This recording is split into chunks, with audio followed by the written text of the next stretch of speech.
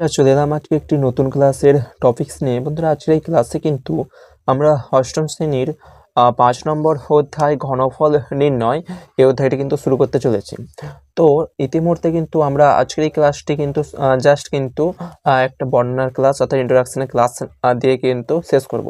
তো এখানে কিন্তু আমরা প্রথমে জেনে নেব ঘনফল কি, তারপর এখানে মোস্ট ইম্পর্টেন্ট রয়েছে পূর্ণ ঘনসংখ্যা কি, কোন সংখ্যা পূর্ণ ঘনসংখ্যা হচ্ছে কিনা, এই সমস্ত ব্যাপার কিন্তু আমরা স্টেপ বাই স্টেপ কিন্তু খাতাতে বুঝে নেব। তো চলো সাথে তো আমি কিভাবে বোঝাচ্ছি অবশ্যই কিন্তু মনোযোগ দিয়ে কিন্তু ক্লাসটি শুরু থেকে শেষ পর্যন্ত করবেই।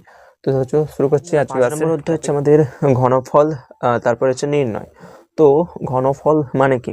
বন্ধুরা, তোমরা সপ্তম শ্রেণী এবং ষষ্ঠ শ্রেণীতে কিন্তু বর্গমূল বা বর্গ কথাটা কিন্তু আশা রাখছি শুনেছ। যদি আমাদের বলা হতো, সাপোজ আমি এখানে লিখছি যে বর্গ আমরা ধরো এরকম বলেছে যে 2 এর বর্গ কত, এরকম হয়তো তোমাদেরকে একটি প্রশ্ন রয়েছে। তখন আমরা কি করতাম, যেই সংখ্যাটার বর্গ বলছে সেটা লিখতাম এবং তার মাথায় আরেকটা 2 দিয়ে দিতাম, তারপর যা উত্তর হতো সেটা আমাদের হতো। ধরো এরকম আরেকটি প্রশ্ন রয়েছে যে 4 এর বর্গ কত, এরকম ধরো আরেকটি প্রশ্ন দিয়েছে। তখন আমরা কি করতাম, যেখানে যেই সংখ্যাটার বর্গ বলেছে অর্থাৎ 4 এর বর্গ, তাই এখানে 4 লিখবো এবং তার মাথায় 2 দেবো, তারপর যা উত্তর হবে সেটা হবে আমাদের উত্তর। তাহলে বর্গ বলতে আমরা কেবলমাত্র বুঝি যে কোনো সংখ্যার বর্গ তখনই বলবো সেই সংখ্যাটার মাথায় আমরা একটা করে 2 দিয়ে দেবো, সেটা হচ্ছে আমাদের বর্গ। ঠিক একইভাবে কিন্তু এখানে ঘন ফল এটাও কিন্তু ঠিক একই। তো যখন বলবে যে ঘন, ধরো এরকম একটি প্রশ্ন রয়েছে যে 2 এর ঘন মূল বা ঘন কত, ধরো এরকম একটা প্রশ্ন রয়েছে। তখন কিন্তু আমরা কি করব, যে যেই সংখ্যাটার ঘন বের করতে বলেছে সেটা লিখবো এবং তার মাথায় বর্গের সময় যেমন তার মাথায় আমরা 2 দিয়েছিলাম, এখানে ঘন ফল বা ঘন নির্ণয় করার সময় কিন্তু তার মাথায় আমরা 3 দেব। জাস্ট এইটি, নইলে আমাদের বর্গের সাথে এখানে আর কিছু পার্থক্য নেই। বর্গমূলের ক্ষেত্রে আমরা মানে বর্গ বের করার ক্ষেত্রে আমরা কেবলমাত্র 2 দিতাম উপরে, আর ঘন বের করার সময় কিন্তু আমরা উপরে জাস্ট 3 দেব। জাস্ট কিন্তু এই কথাটা কিন্তু একটু তোমরা জেনে রেখো। তাহলে এটা এখানে মোস্ট ইম্পর্টেন্ট জিনিস, জাস্ট উপরে 3, তাহলে আমরা সেটাকে কিন্তু ঘন বলতে পারি। তারপর এখানে আরেকটা তোমাদেরকে বিষয় জানতে হবে, সেটা হচ্ছে পূর্ণ ঘন সংখ্যা। অর্থাৎ কোনো সংখ্যাকে আমরা পূর্ণ ঘন সংখ্যা কখন বলবো এবং কোনো সংখ্যাকে পূর্ণ ঘন সংখ্যা কখনো বলবো না, বা কোনো সংখ্যা হয়তো পূর্ণ ঘন সংখ্যা হয়নি, সেটাকে কিভাবে আমরা পূর্ণ ঘন সংখ্যা বের করব বা তৈরি করব, সেগুলো সব কিন্তু এবার আমরা স্টেপ বাই স্টেপ জানবো। তো সর্বপ্রথম আমাদেরকে জানতে হবে পূর্ণ ঘন সংখ্যা কি। তো ধরো এরকম একটি প্রশ্ন রয়েছে যে 8 এর ঘন কত, জাস্ট এরকম ধরো একটি প্রশ্ন রয়েছে। তখন আমরা কি করব, এটাকে আমরা লিখতে পারি 2 এর মাথায় 3, অর্থাৎ 8কে আমরা লিখতে পারি 2 এর মাথায় 3। 2 এর মাথায় 3 মানে হচ্ছে 3 বার 2 দিকে এইভাবে গুণ করব। 3 বার যখন 2 দিকে গুণ করছো, 2 আর 2 গুণ করছো 4, এবং সেই 4 সাথে আবার 2 গুণ করলে হচ্ছে আমাদের 8। দেখো, তাই আমরা লিখতেই পারি 8 সমান 3টা 2, আর 3টা 2 এর গুণফল, আর 3টা 2 এর গুণফলকে আমরা এইভাবে লিখতে পারি 2 এর মাথায় 3, জাস্ট এইভাবে। এরপর এবার আমরা কিন্তু জানতে পারবো, অর্থাৎ কোনো সংখ্যাকে যখন আমরা এই রূপে সাজাতে পারবো, কোনো সংখ্যার মাথায় 3 দিয়ে সাজাতে পারবো, তখন কিন্তু আমরা বলতে পারি সেই সংখ্যাটা হচ্ছে পূর্ণ ঘন সংখ্যা। ধরো আবার একটু এক্সাম্পল, এখানে আমি লিখছি যে সাপোজ এখানে 16 দিয়ে ধরছি যে 16 কি একটি পূর্ণ ঘন সংখ্যা। যা সেরকম একটা আমরা প্রশ্ন করলাম যে 16 কি একটি পূর্ণ ঘন সংখ্যা। তখন আমরা কি করে জানবো, আমাদেরকে কিন্তু 16 তখনই পূর্ণ ঘন সংখ্যা হবে যখন কোনো সংখ্যার মাথায় 3 দিয়ে আমরা 16কে বোঝাতে পারবো। তো সেটা জানার জন্য আমরা প্রথমে 16 এর লসাগু করব। কোনো সংখ্যার ঘন বের করার সময় তোমরা কিন্তু এইভাবে লসাগু বের করে কিন্তু সহজে করতে পারবে। তো আমরা 2 দিয়ে করছি, 2 8 16, তারপর লিখছি 2 4 8, তারপর আবার 4কে করতে পারি 2 2 4, তাহলে আমরা কটা 2 পেলাম, 16 সমান 1 2 3 4, এইভাবে লিখছি। 4টা 2 এর গুণফল হচ্ছে আমাদের 16। তাহলে আমরা কিন্তু এখানে পাচ্ছি 2 এর মাথায় 4, কিন্তু 16 বা ঘন বা পূর্ণ ঘন সংখ্যা হতে হলে তো আবার আমাদেরকে কোনো সংখ্যার মাথায় 3 চাই, কিন্তু এখানে আসছে 4, তাই আমরা বলতে পারি যে না, 16 একটি পূর্ণঘন সংখ্যা নয়। এইভাবে তোমরা যে কোনো সংখ্যা, ধরো এখানে অন্য কোনো সংখ্যা বলেছে, তখন সেই সংখ্যার আমরা লসাগু বের করব। সেই সংখ্যাটিকে দেখবো যে সেই সংখ্যা কোনো সংখ্যার এইভাবে মাথায় 3 হিসাবে আসছে কিনা। যদি 3 হিসাবে আসে এই রূপে, তখন কিন্তু সেটা পূর্ণঘন সংখ্যা। যদি এরকম 3-এর বাদে 4, 5, 6 সব যদি আসে তখন কিন্তু সেটা আমরা পূর্ণঘন সংখ্যা বলতে পারবো না।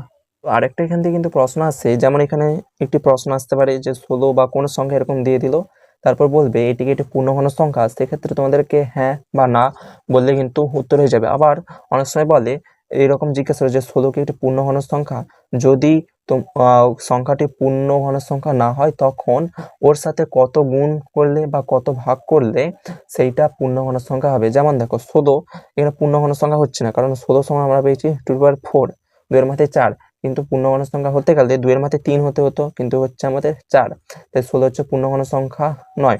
তাই এইটাকে পূর্ণঘন সংখ্যা করতে গেলে আমাদেরকে দেখো এখানে 4 রয়েছে, 4 থেকে নিশ্চয়ই আমাদেরকে 1 বাদ দিতে হবে, কারণ পূর্ণঘন সংখ্যা হতে হলে উপরে অবশ্যই 3 হতে হবে, কিন্তু এখানে 2-এর মাথায় 4 রয়েছে, তাই 4 থেকে যদি আমরা 1 কমিয়ে দেই তখন আমাদের হবে 2 মাথায় 3, মানে আমাদেরকে এখানে 2-এর মাথায় 3 এইটা হিসাবে আনতে হবে। তাহলে আমরা কি করব, দেখো 2-এর মাথায় 4 মানে কত, 2-এর মাথায় 4 মানে এভাবে 4টা 2-এর এইভাবে গুণফল হিসাবে রয়েছে। যদি আমরা এই 4টা 2 থেকে যদি একটা 2 বাদ দিয়ে দেই তখন দেখো 3টা 2 পড়ে থাকবে, আর 3টা 2কে আমরা লিখতে পারি এভাবে 2-এর মাথায় 3 হিসাবে, তখন কিন্তু আমরা বলতে পারি ওটা একটি পূর্ণঘন সংখ্যা। তাই আমরা কি করব, যে নিচে কিন্তু যদি একটা 2 দিয়ে যদি ভাগ করে দেই তখন কিন্তু একটা 2 একটা 2 কেটে যাবে, তখন কিন্তু আমাদের পড়ে থাকবে 2-এর মাথায় 3। তখন কিন্তু আমরা বলতে পারি যে 16 একটি পূর্ণঘন সংখ্যা হবে যখন আমরা সেই সংখ্যাটিকে 2 দিয়ে ভাগ করে দেব। এইভাবে আমরা বের করতে পারি। আবার অনেক সময় বলে যে কোনো একটা সাপোজ সংখ্যা দিয়ে দেবে, সেই সংখ্যাটি পূর্ণঘন সংখ্যা কখন হবে সেটা আমাদেরকে বের করতে হবে। তাহলে আমি এখানে আরেকটা এক্সাম্পল দিচ্ছি যে 4 কি একটি পূর্ণ ঘন সংখ্যা। জাস্ট আমরা এখানে লিখছি যে 4 কি একটি পূর্ণঘন সংখ্যা। জাস্ট এইভাবে চাইলে তোমরা হ্যাঁ বা না দিয়ে কিন্তু উত্তরটা বলতে পারো। তারপর আমরা দেখে নেব যে 4কে আমরা কিভাবে এটি পূর্ণঘন সংখ্যা করতে পারি, অর্থাৎ ওর সাথে হয়তো কিছু গুণ করে আমরা করতে পারি অথবা ভাগ করে কিন্তু করতে পারি। তো প্রথমে দেখো 4-এর আমরা পূর্ণঘন সংখ্যা বের করবো, মানে 4 পূর্ণঘন সংখ্যা হচ্ছে কিনা এটা দেখবো। তাই 4কে আমরা এখানে লসাগু করছি, 2 দিয়ে করছি 2 2 4, মানে 4কে আমরা লিখতে পারি 2টা 2-এর গুণফল হিসাবে, আর লিখতে পারি 2 গুণিত 2, আর 2 গুণিত 2 মানে আমরা লিখতে পারি 2-এর মাথায় স্কোয়ার, 2টা 2-এর গুণফল তাই মাথায় 2 দিয়েছি। কিন্তু পূর্ণ ঘন সংখ্যা হতে গেলে তো অবশ্যই উপরে 3 থাকতে হতো, কিন্তু এখানে রয়েছে 2, মানে একটা সংখ্যা শুধু কম রয়েছে। মানে এখানে যেমন 2-এর মাথায় 2 রয়েছে, এখানে জাস্ট আরেকটা সংখ্যা মানে আর এক ঘর যদি বেড়ে যায় তখন কিন্তু 3 হয়ে যাবে 2-এর মাথায়, তখন কিন্তু হবে। আর এক ঘর বাড়বে তখনই যখন এর সঙ্গে আরেকটা 2 গুণ হবে। এটাই তো সূচকের নিয়ম। কি বলে সূচকের নিয়ম? তো এটাই বলে যে ধরো এরকম রয়েছে 2-এর মাথায় 4, তো এখানে যদি আরেকটা 2 যদি গুণ হয় তখন কিন্তু হয়ে যাবে 2-এর মাথায় 4, আর এর মধ্যে কিছু নেই মানে 1 রয়েছে, সে 4 আর 1 যোগ হবে হয়ে যাবে 2-এর মাথায় 5। তাই 4 থেকে এক ঘর বাড়াতে গেলে একটা 2, 4 থেকে হয়তো আমরা 6 করতে চাইছি তাহলে আরো মানে এরকম করে দুটো 2 গুণ করতে হবে। তো এখানে যেহেতু আমরা এক ঘর বাড়াতে চাইছি তাই আমরা কি করবো, একটা 2 গুণ করে দেবো। তো তাহলে এখানে কিন্তু উত্তরটা এইভাবে হবে যে 4 একটি পূর্ণঘন সংখ্যা নয়, প্রথম কথা। তারপর 4কে পূর্ণঘন সংখ্যা হতে গেলে ওর সঙ্গে আমাদেরকে এক্সট্রা আরো একটা 2 গুণ করতে হবে। জাস্ট কিন্তু এইভাবে কিন্তু তোমরা করতে পারবে। তো এখানে এই মাত্র খুব অল্প বিষয় রয়েছে, এই নিয়ে কিন্তু তোমাদের সম্পূর্ণ এই ঘনফল নির্ণয় হয়েছে। তারপর অনেক বীজগাণিতিক অঙ্ক রয়েছে, কিউব বিকিউব অনেক সূত্র রয়েছে, সেটা আমরা আর আজকের ক্লাসে আলোচনা করছি না। আজকে আমরা কিন্তু জাস্ট ঘনফল বিষয়টা কিন্তু পুরো জানলাম। ইন্ট্রোডাকশন ক্লাস 8 আজকের পরের ক্লাসে আমরা নিজে করি বসে দেখি, এগুলো কিন্তু আলোচনা করব। জাস্ট এগুলো দিয়ে প্রশ্ন আসে কোনটা পূর্ণঘন সংখ্যা হচ্ছে বা কোনটা পূর্ণঘন সংখ্যা নয়, কত গুণ করলে সেটা পূর্ণঘন সংখ্যা হবে বা কত ভাগ করলে সেটা পূর্ণঘন সংখ্যা হচ্ছে। এইভাবে কিন্তু তোমরা জাস্ট এইভাবে লসাগু করে কিন্তু জাস্ট বের করে দিতে পারবে। তাহলে বন্ধুরা এই হচ্ছে ক্লাসের টপিক্স, আজকের ক্লাসের টপিক্স রইল এই পর্যন্তই।